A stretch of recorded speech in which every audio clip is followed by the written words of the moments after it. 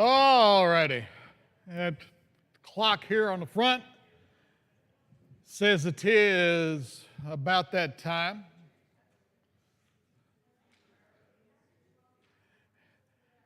And everybody coming in a little bit bundled up this morning. A little cooler than it's been for a few days. Not to get you worried, but I've seen talk of people talking about a big storm coming in next weekend. So that'll change 10 times between now and then, but snow. Like somebody put a picture of a chart out there showing more than a foot in the Nashville area.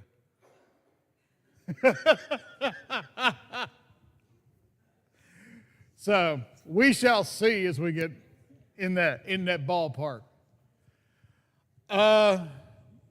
Prayer list, and I'm sure most everybody knows that Tom Doss passed away.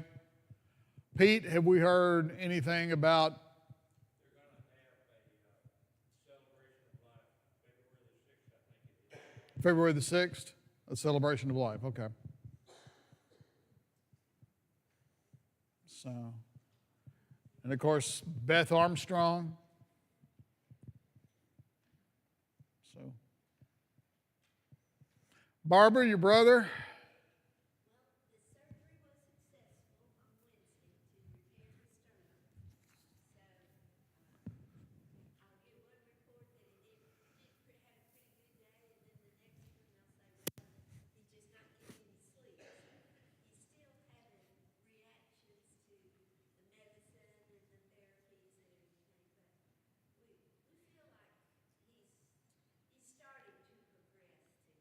Turning the corner then. Okay. Lisa Bridges came home. I assume she's progressing after being pretty sick. Anybody else? Wendy Duvall getting ready. Have they got a plan for her yet or just? Okay, they're going to do treatments first. Okay. Anybody else? There is a lot of flu around. It's just, I hate to say it's everywhere, but it's sort of everywhere right now. Stacy got a call from Andrea one day this week, and they had sent her home from work because she was sick. She went and got tested. She had flu, and her supervisor at the bookstore at Murray State said, "Go home." He says, "I can handle you being out, but not the whole place being down." So it's a lot going on, and of course, the hospitals have put some restrictions on who can get in right now just because it's bad enough. As we've seen, that this particular flu is knocking people down and getting into other things. Anybody else? Anything else we need to know about this morning? Everybody quiet, everybody trying to warm up.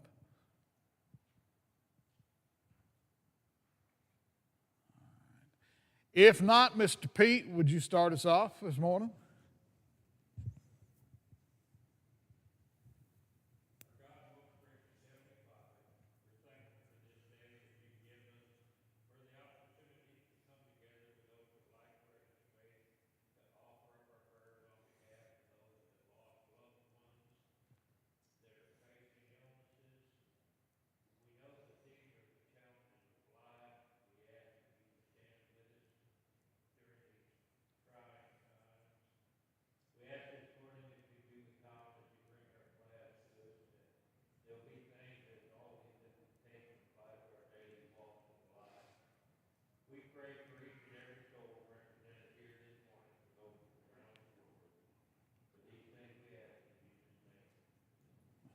Thanks, sir. All right, we are continuing on with our look at the book of Hebrews, holding fast to our faith. If you want to go ahead and get your digital Bible set up or turn in your Bible chapter 4, beginning at verse 14, is about where we are right now. So Hebrews 4, beginning around verse 14. And we're talking about Jesus as a high priest. Now, we've talked about as we began this study, the writer here is trying to address some issues with Jewish Christians who have begun to slip back towards the old way. And he has been showing them the superiority of Jesus in different ways. We talked about Jesus superior to the prophets, Jesus superior to the angels, and Jesus superior to Moses. And now we're going to look at Jesus as a high priest. And the writer is going to make some comparisons between Jesus and Aaron, who was the first high priest. And so they're trying to show how Jesus is superior and why they should not go back.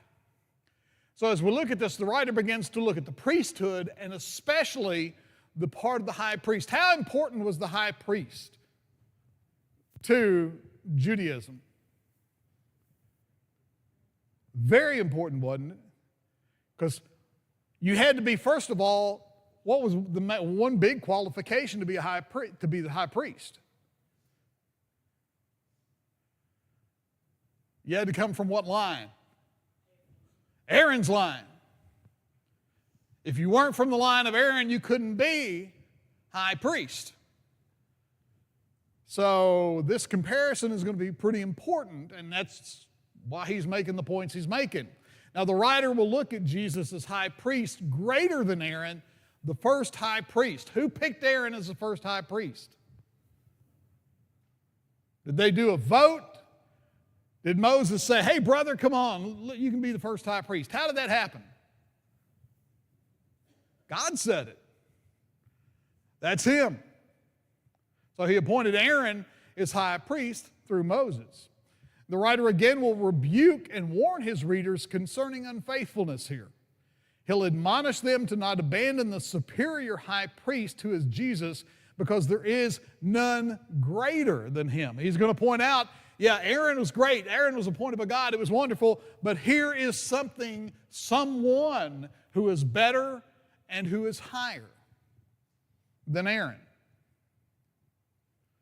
And then Jesus is a different kind of high priest, not like Aaron, but rather like Melchizedek. We'll get into that a little bit, about a priest in the order of Melchizedek.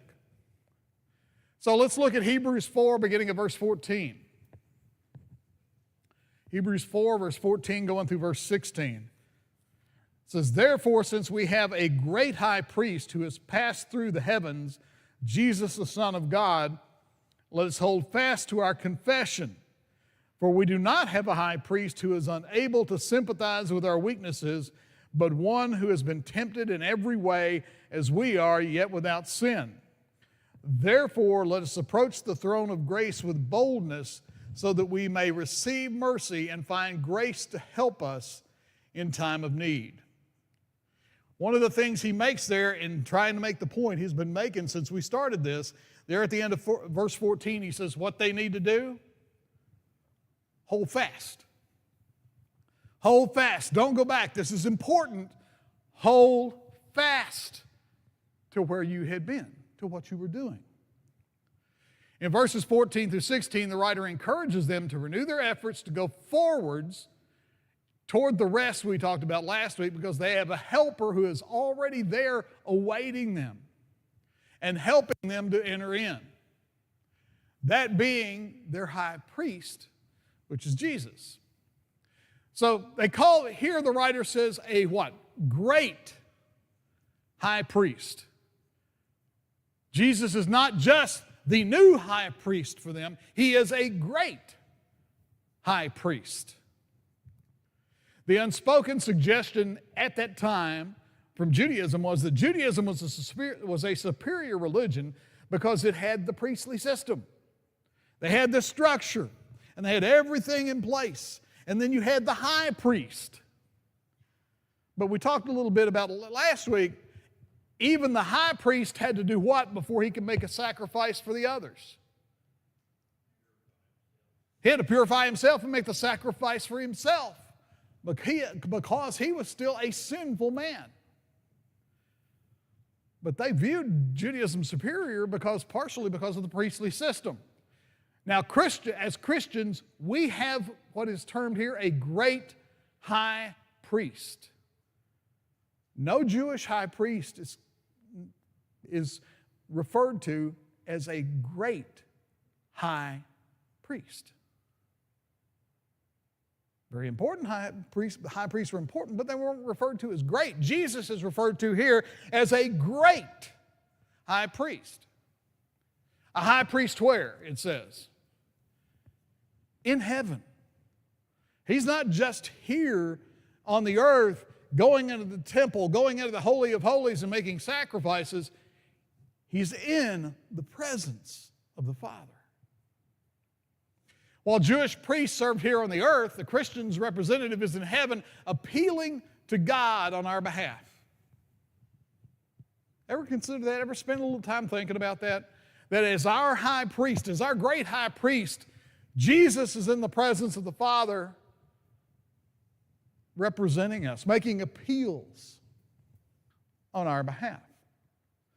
Jesus is that high priest. He is the Son of God, and he serves as high priest for his people. Just like the high priest did for the Jews, Jesus is a great high priest representing his people.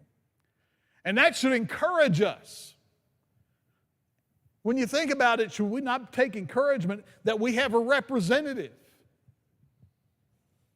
representing us in the presence of the Father? He is our mediator. I think sometimes we lose track a little bit of that he's our mediator, our representative. It should also be encouraging that even though Jesus, as Son of God and High Priest, is in heaven with God, it does not mean he can't relate to the problems of human suffering and nature. We talked a little bit about it last week. His humanity was how important?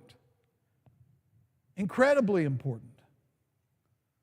Because he understands, he can represent us having been fully human. So we need to remember that if Jesus were only divine, he could not really fully and truly represent humanity. But yet, if he were only human, his sacrifice would lack eternal power. So both being fully divine and being both fully human makes him the great high priest, because he gets both sides. He gets both sides. You know, when you look at the high priest, why is Jesus' humanity and deity together so important? There are some things that some theologians have talked about. One is like representation, the from among men principle. Our great high priest was one who was among men. He wasn't just man, but he was fully human, but he did not sin. The high priest, he had to make his sacrifices because he was sinful. But representation, the from among men principle.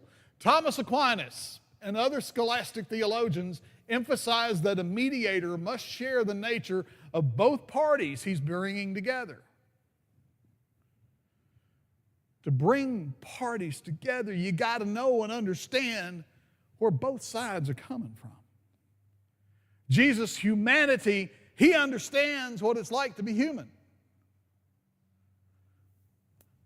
As fully God, he understands God. So Thomas Aquinas said, hey, you've got to have for a mediator somebody who can bring both sides and feel and understand both sides. In the Old Testament, the high priest had to be a human being. He acted on behalf of other humans. Aquinas argued that Christ's priesthood is primarily exercised through his humanity.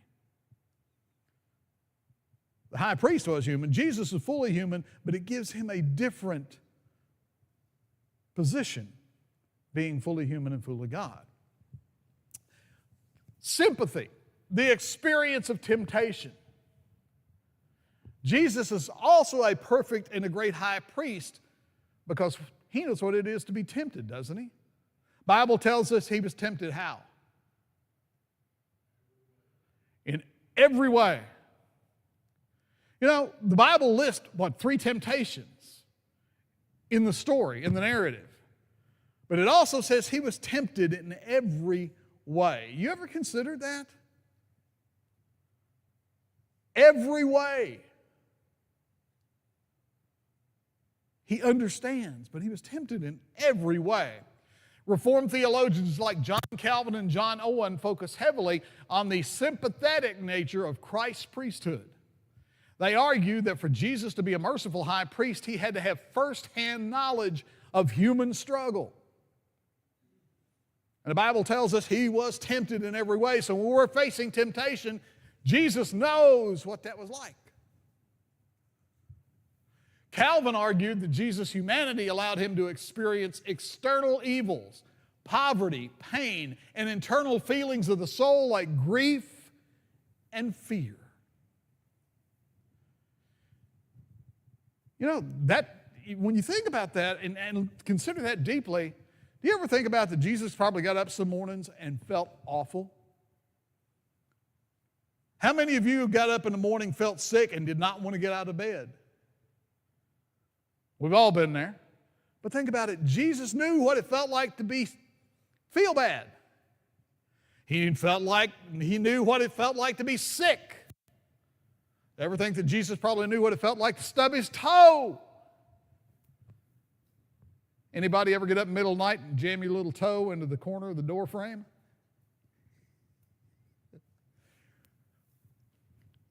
But Jesus knew what it felt like to feel pain. Jesus also knew what it felt like to experience grief, loss, anger, sadness. And I will admit to this, one of the things I really have trouble wrapping my human mind around is that Jesus, while fully human, was also still fully God. He felt scared. But if he's fully human, his humanity, there would have been times he would have been scared. There would have been times he was sad. But that gives him that perfect nature as high priest, that he can understand our sorrow, our anger, when we're sick. He has that complete understanding. John Owen famously outlined 3 ways in which Christ's humanity enables his sympathy as high priest. John Owen wrote 1, concern, that he is personally touched by our troubles because as being fully human, he went through those same troubles. And so he has that compassion, he has that feeling for us. 2, experience. Jesus knows the weight of temptation even though he never gave in to it. When you find yourself being tempted, understand that Jesus was tempted and understands. How many of you, you don't have to raise your hands or anything and be honest, but if you want to nod your head a little bit or acknowledge, or you just want to sit there and think about it. How many of you, when you found yourself in a temptation, have looked up and said, nobody knows what I'm dealing with. I'm struggling with this, but nobody else has a clue. You ever been there? There are times you look at it and you go, I just wish somebody could understand what I'm dealing with right now. He does. Even if nobody else in the world around you, which is very unlikely, because there's probably somebody around you, probably somebody even in here on Sunday morning that goes through the same trials and temptations that you do. But you're not doing it alone because he understands. You may feel like nobody else around you, nobody personally, nobody else in the world has a single clue about your unique trials and temptations, but the Bible tells us he understands. We should and we need to take great comfort in that. And understand, he understands. He didn't give in to it, but he understands. And then 3, relief. Owen believed that because Jesus knows exactly where the pressure of temptation is greatest, he knows exactly how to provide succor or help to those being tempted. When you find yourself in a place of temptation, don't fight it yourself. We should know and should understand that Jesus is our high priest, knows and understands, and instead of dealing with it on ourselves, say, Lord, I'm being tempted in this area. I need help. How many of us have ever gotten in trouble because we didn't look for that help in a time of trial and temptation? Sometimes it's because we feel bad about being tempted. Well, we shouldn't feel bad about being tempted because everybody's tempted. Sometimes we feel like our temptation is so small that, hey, God, I know you got the whole world going on. I don't want to bother you with it, so I'm just going to deal with it. What happens when we do that? We should never feel like any temptation or trial that we are facing is too small for God. Because oftentimes when we do and we feel like it's too small, what ends up happening? It don't end up small, does it? It ends up being something big. Does God want us to only go to Him with the big stuff, or does He want us to go to Him with everything? And I bet we all really down deep believe He wants us to go to Him with everything. Modern theologian Michael Harton notes, we do not approach a distant, prying, or over-intrusive judge, but a sympathetic priest who has, quote, quote, crept into our dirtiest corners and yet remains our advocate. Don't let Satan convince you to not go to God because Satan's sitting there going, oh boy, God's going to really get you when you tell him you're dealing with this. Devil does not want you going to God when you find yourself in a situation. He said, you can handle it. It's too little for God. It's a lie. Jesus is our high priest, understands. And he still remains our advocate. He knows humanity. He knows what we face. He knows where our problems and trials and our dirty corners are, and yet He remains our advocate with the Father. The writer here in Hebrews is suggesting that in Him we have the perfect, not just a mediator, but the perfect mediator. The writer's pointing out He understands and sympathizes with our weaknesses, but at the same time He can stand boldly before God on man's behalf because He Himself has no guilt or condemnation due to sin. I like to visualize that Jesus is standing there and says, Father, yes, I know they did something they shouldn't have done, but I understand where they've been through. Father, they're going through a difficult situation, but I was there. I know what that's like, and I know how hard that can be. And Father, they're just human. Imagine that. We have an advocate fighting for us who understands.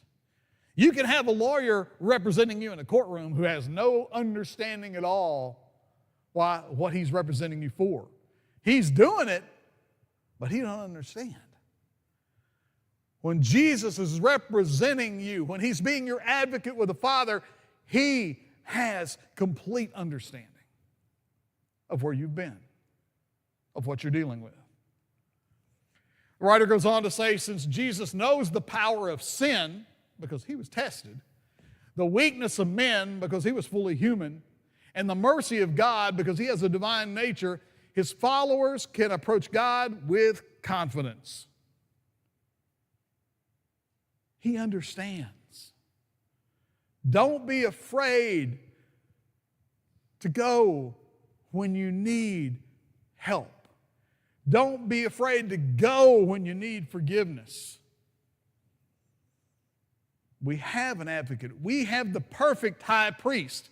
Unlike the high priest back in the days of Judaism, He doesn't have to go make compensation for sins he's committed. He committed none. He is the direct, perfect advocate with God. T.L. Osborne wrote, during his earthly ministry, Jesus was always moved with compassion and healed all of them that had need of healing. He is our faithful and merciful high priest today. We all need spiritual healing.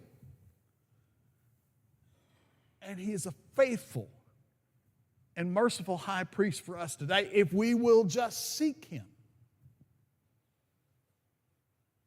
If we will just seek him. Abraham Kuyper wrote, Christ was made sin, but never a sinner.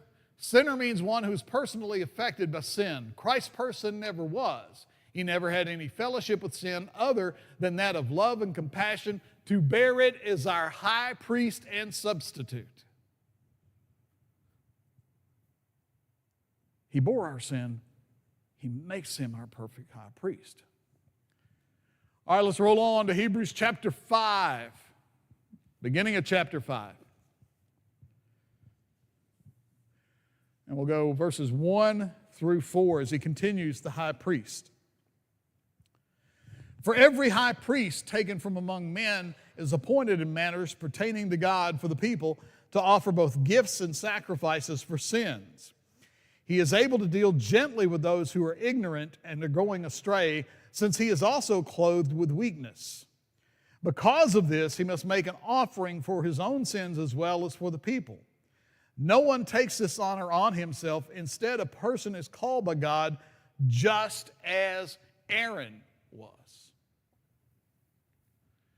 So he introduces here, as he's been talking about Jesus as the perfect high priest, now he brings in the introduction of Aaron to set the comparison up, to reinforce old, new is superior. So we get an introduction to Aaron. At the beginning of chapter 5, the writer introduces Aaron as he compares Jesus to the first high priest. Aaron was first.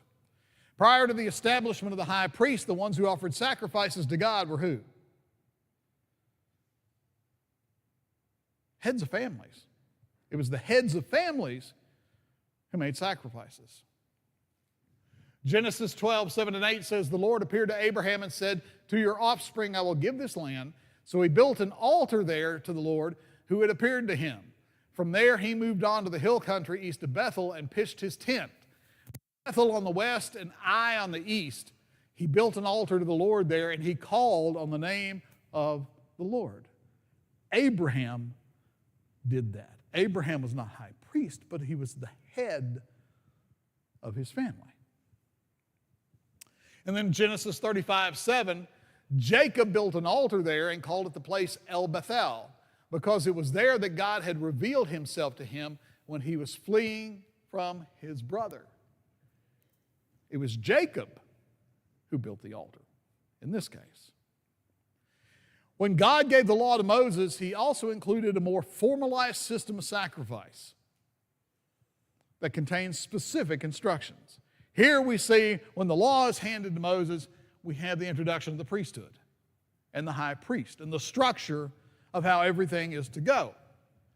The Jewish religious system of worship was built all around the activity of sacrificing to God a variety of animals and produce in order to express or transfer from physical to spiritual different things. There were all these sacrifices for all these different things. You had sacrifices of thanksgiving, sacrifices of purification, sacrifices of atonement, sacrifices of blessing. You did that with burnt offerings, peace offerings, sin offerings, guilt offerings.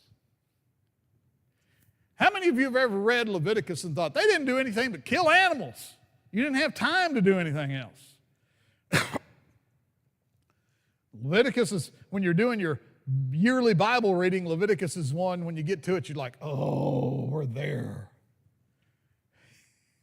And you read it, and it's like everything had to be done in detail, and it had to be done, You can do the animal, you got to do this with the fat and do this and then throw this outside. It's like, oh. So it was very detailed, very structured. And I always thought part of the reason that God made it so detailed and structured was to point out to man how wonderfully graceful it is that you have Jesus now. You don't have to do this sacrifice on this sacrifice and this sacrifice on this day, this day, this day, this month. Then you got to do this one for everything overall here. You go to one place. You go to Jesus, who is the perfect, perpetual sacrifice. And if you want to go back to the law, well, here's something. You got to kill this sheep, you got to kill this bull, you got to kill this goat. Some sacrifices had to be done every day, others on special occasions. In addition to these, the priest had to offer the sacrifices that the people brought to them as well. You talk about need of a day planner? Can you imagine? We're trying to remember what day it was, what sacrifice this was, what week this was. Your little planner on your phone would be full. You'd be getting notifications all day long and night of what it was. Troy's laughing at me. But it'd be true. All those reminders of what you had to do and when. God also appointed a specific person and family to carry out these tasks, as well as a specific place where things were to be done. Down to the detail. Sacrificing would no longer be done by the heads of each family, but by a high priest on behalf of all the families. And it was only given to Aaron and his sons and their descendants. According to God's law, only the descendants, as somebody mentioned earlier, only the descendants of Aaron could serve as high priest, which is why they made their lineage so important. It had to go in the line. Look at Leviticus 8 real quick. Turn over to Leviticus chapter 8.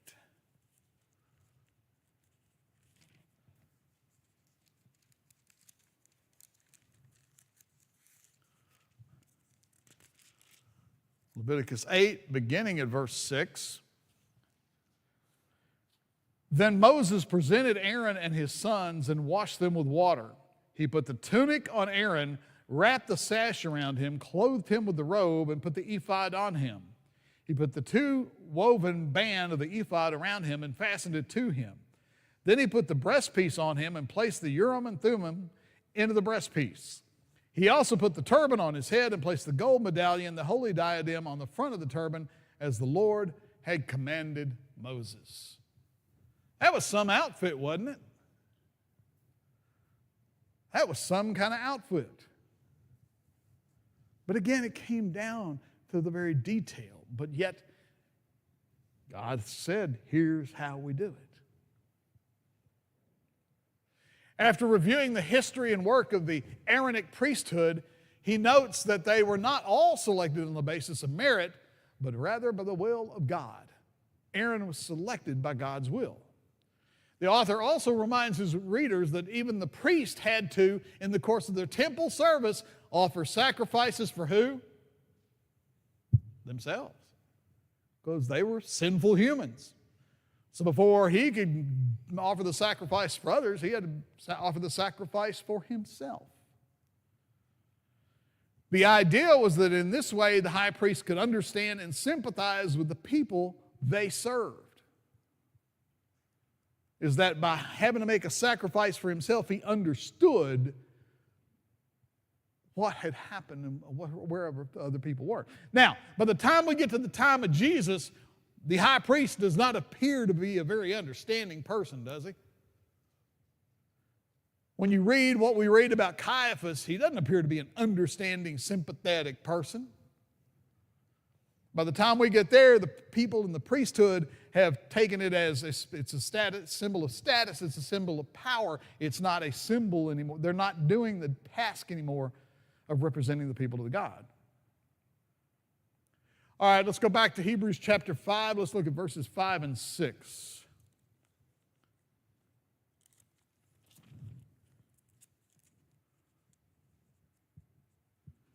Hebrews chapter 5. verses 5 and 6. In the same way, Christ did not exalt himself to become a high priest, but God who said to him, "You are my son, today I have become your father."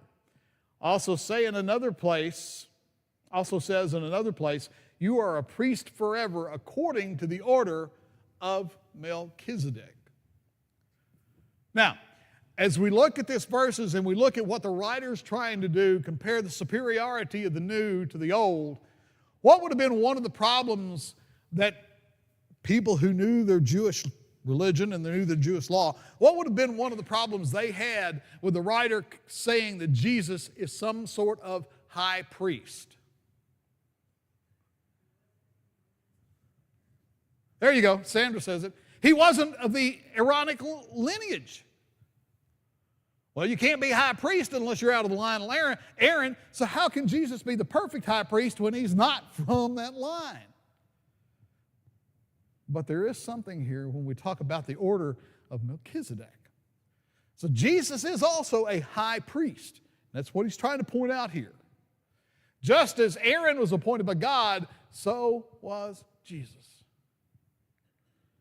Psalm 110:4, "The Lord has sworn an oath and will not take it back. You are a priest forever according to the pattern of Melchizedek."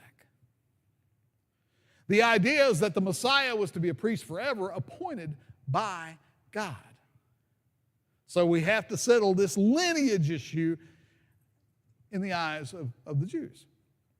Melchizedek, interesting name. Who was he?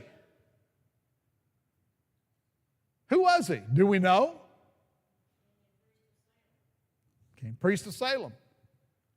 You can find a lot of interesting theories if you go, who was Melchizedek? Enter.